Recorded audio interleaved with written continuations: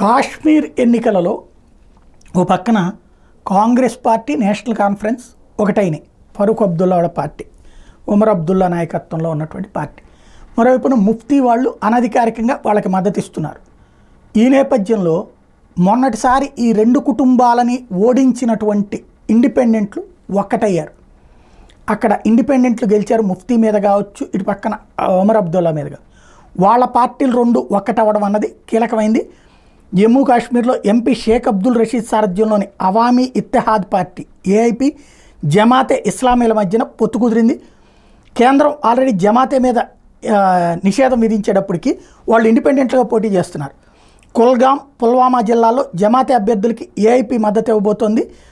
అదే సమయంలో కాశ్మీర్లో ఏఐపీ అభ్యర్థులకి జమాతే మద్దతు ఇస్తుంది. ఇది తాజాగా వాళ్ళ మధ్య కుదిరినటువంటి పొత్తు. తద్వారా ఈ ఇంపాక్ట్ జమ్మూ మీద కూడా ప్రభావితం చేసేటటువంటి అడుగులు పడుతున్నాయి.